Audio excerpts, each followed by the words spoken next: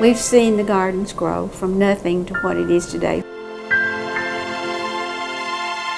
It also is, to me, historic preservation. We're a living museum.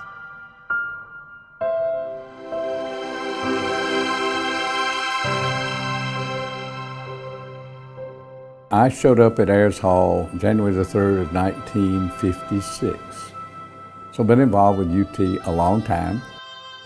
We love UT, we love the gardens, and we want to do everything we can to promote the gardens. Well, Pat and I are delighted to be honorary chairs for 3 or 4 reasons. One is our admiration of the gardens, and then tonight is a way to expose some people maybe that don't know about the gardens to come and learn about it.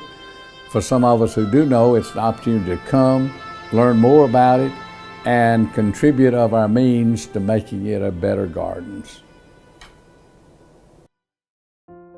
Boy, this past year has been a really busy year for the gardens. Here we've got the wetlands that are such a great demonstration area of flood zones. We have the children's garden that's going to be appealing to families and folks wanting to get their children outdoors. Our collections being expanded. When you think about museums and how they collect artifacts or pieces of art and things like that, the UT Gardens is no different than a museum. I mean, you are preserving here a wider variety of hostas than I ever thought possible. Last year, it was all about our hosta garden and the 600 plus hostas that we now have in collection.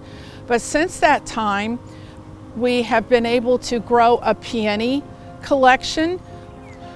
You know, to have these individuals to step up and make an investment in the UT Gardens by helping us build these collections, I really think it says a lot about how the community, people in our region feel about the UT Gardens.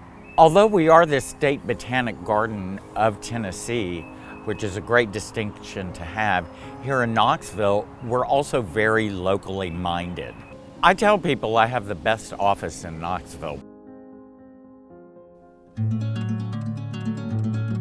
It is significant tonight that we are honoring Henry McElwain, who has made a tremendous contribution to the gardens over the years.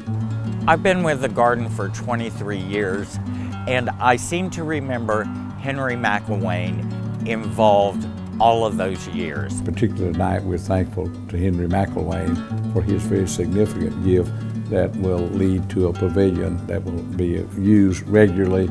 It's definitely going to be useful as an outdoor classroom for our university community. And again, I think of weddings and memorial services. Henry's gift just propels us forward in such a positive way. He just really gets the value in sharing. I've been a landscaper in the Knoxville area since 1979, and back about 1994, I got a phone call from Mr. Henry McElwain asking if I would mind coming over to his home and look at a landscape project that he had in mind. Yeah, Henry's just not your average backyard gardener. He took me back and showed me where he was wanting to build a water feature. I would take my classes out to Henry's home, and Henry would give us a tour through his magnificent garden, his water feature. Many people have benefited and learned from the beautiful garden that Henry had created. His passion for gardening and his ability to create gardens that work, clearly he learned that at his parents' knee.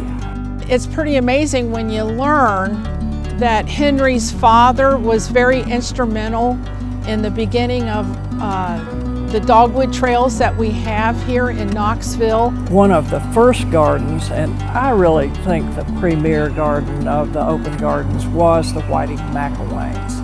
I think one of his big joys in gardening was sharing it with the public, and he had many, many groups of people over at his home to look through the gardens.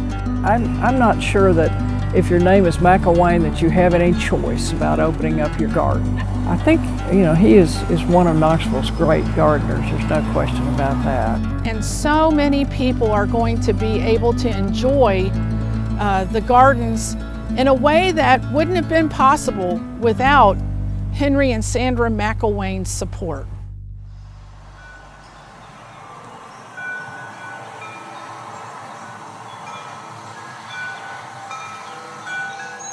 Watch what's going on, because every time we pass, there seems to be something else that is being put in the gardens that makes it better. It's going to be better for our children and for our lives, and just watch what's going on.